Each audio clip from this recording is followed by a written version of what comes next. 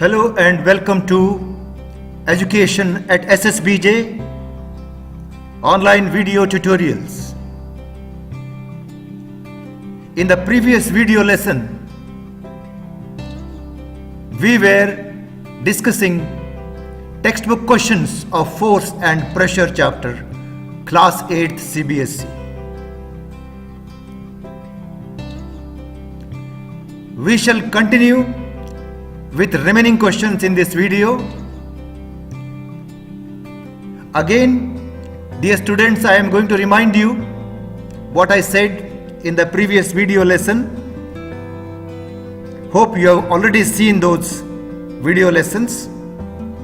That at the end of this video lesson, you have to write down all the questions and answers on your own and make a PDF using your scanner app in the mobile, and very shortly we are going to send you a link where you can upload the entire homework, right? But from your side you keep it ready. The next question is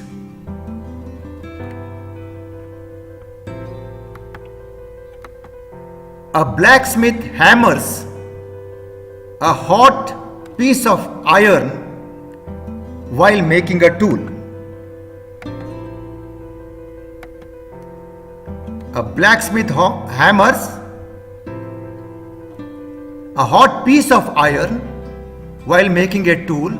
How does the force due to hammering affect the piece of iron?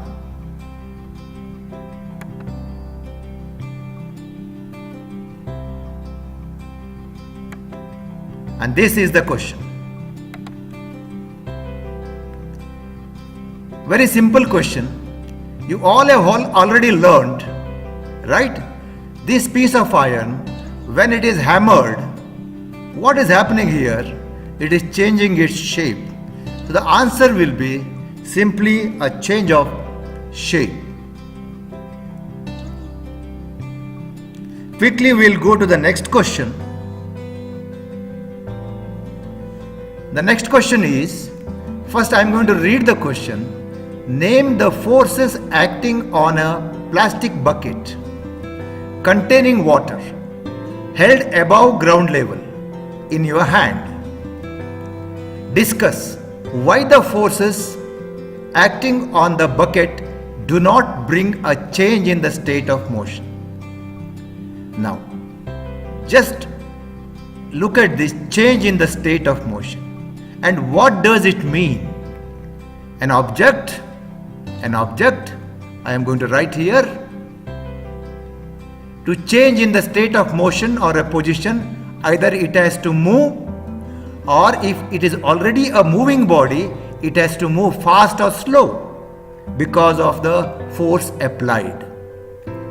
Now the question is,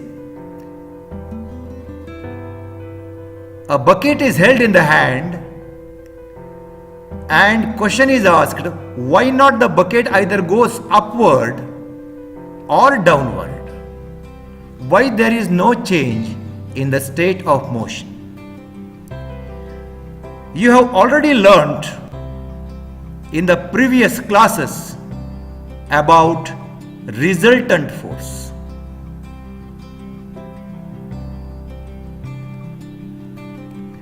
And what is resultant force?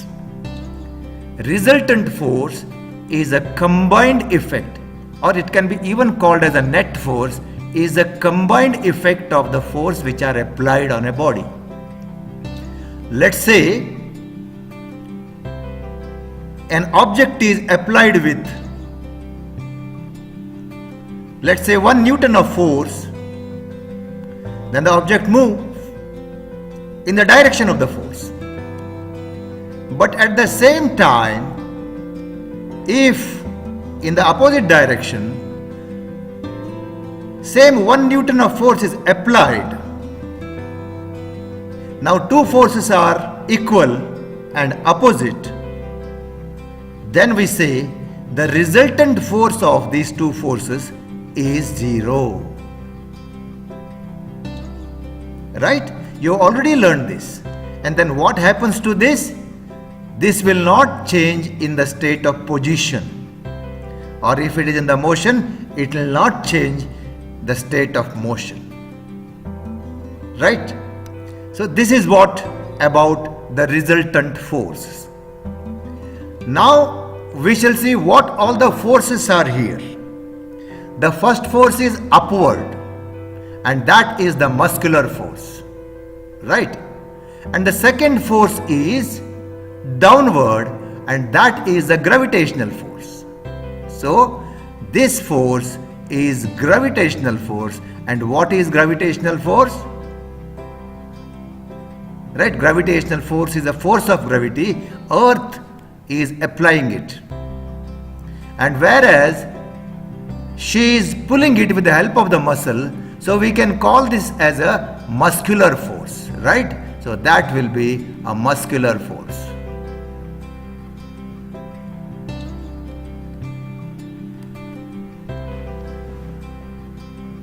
And this doesn't change the state of motion or a position, because the resultant of these two forces is 0, or resultant of all the forces which are acted on this bucket is 0.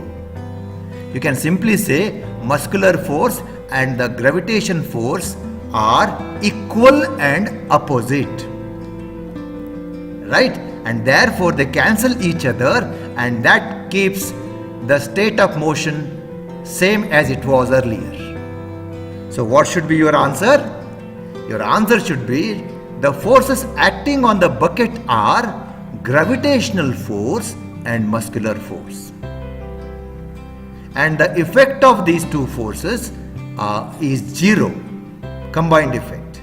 The net force is 0, and therefore the body doesn't move or change the state of motion. If it is already going front, it will not go upward or downward, because these two forces are equal. I hope you have understood this explanation. We'll go to the next question. The 9th question of your CBSE textbook. A rocket has been fired upward to launch a satellite. Name the two forces acting on the rocket immediately after leaving the launching pad. Right? So the portion which I am showing you is a launching pad, and this is the rocket. Okay? The moment this rocket goes off, takes off the launching pad, right, it goes with some speed. Right? However, understood, to reduce that speed, there is already a friction, because initially to go to a particular height, this has to pass through a region called atmosphere. And what is atmosphere? A blanket of air. And so this has to pierce through a blanket of air, atmosphere. And what happens? Definitely there will be a friction force, and we all have studied friction force acts opposite to the motion. If the rocket goes in upward direction, friction force will be in downward direction. And here friction is due to what? Friction is due to air. Understood? Friction is due to air. Therefore, first force is a friction force. Understood? And what about the second force? There is already one more force which will be acting throughout its journey, and that is the force of gravity. The earth will be attracting it towards it. Like every object is attracted towards the earth, the rocket is also attracted towards the earth. The second force is a force of gravity, a gravitational force. Right? But in this case, the force by which the rocket is sending up is much greater than the force of gravity, so this will not fall down. Understood? It is much more than even the friction force. Right? So answer will be, the two forces are the force of gravity, which pulls the rocket downward, and friction force, which is produced by air particle. Understood? So that is the answer you have to write for this question. Now the next question is, when we press the bulb of a dropper, right? And what is dropper? This is dropper, right? When we press the bulb of a dropper with its nozzle kept in the water. So if this is kept in the water, okay, if this is a beaker and if this is this one, and then if you press here, right, you will see some bubbles coming out. So these are all, everyone will be experiencing that. Okay. So what is, again I am reading, when we press the bulb of a dropper with its nozzle kept in water, okay, air in the dropper is seen to escape in the form of bubbles. Okay, so this is what is called bulb, and this is what is called nozzle. Okay, N-O-Z-Z-L-E, nozzle. So when you keep this in the nozzle and press here, all that air and liquid which is already there will go into the beaker and goes up. Right? Now, after that, once we release the pressure on the bulb, so as long as we were pressing, this is sending it outside. Now when you leave it out, you will find water is getting into the dropper. The water rushes. If this is the case, is it because of pressure of the water, or pressure of, gravity of the earth, or shape of the rubber bulb, or atmospheric pressure? So let us analyze this. Okay. So this is the dropper, and when you press the dropper, all that which is there, the air and even the liquid which is already present, it is pressed one, okay, will go out in the form of droplet. But suppose, imagine that this is inside the, a beaker. Okay, this is inside the beaker completely. Some water is here, and when you press this here, so now you have to carefully watch it, press it here, some bubbles go up because the air is going up. When the air goes up, right, nothing will be there here. So this portion will be completely empty, and this creates, okay, even if very less air is there, that creates a very less pressure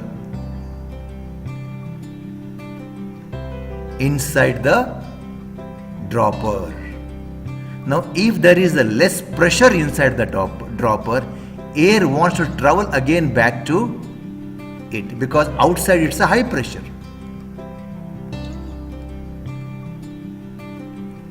So high pressure air wants to go back here because there is a low pressure here.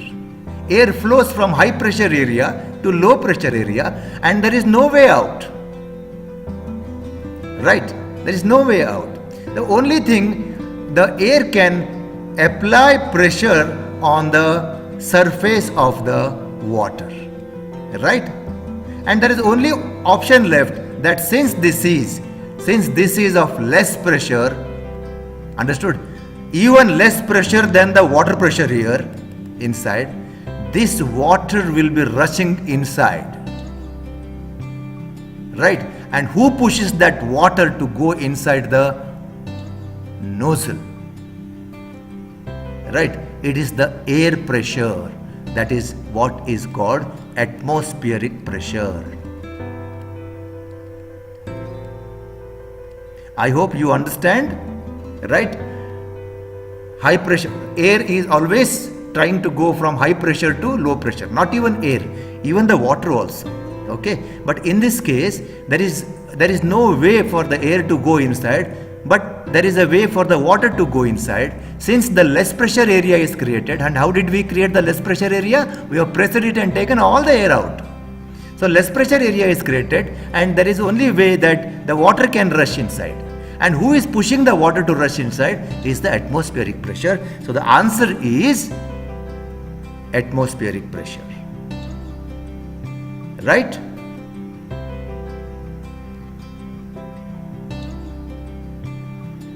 Here we have completed the question answers of force and pressure. See you in the next video with a fresh chapter. Till then, be strong and be healthy. Thank you.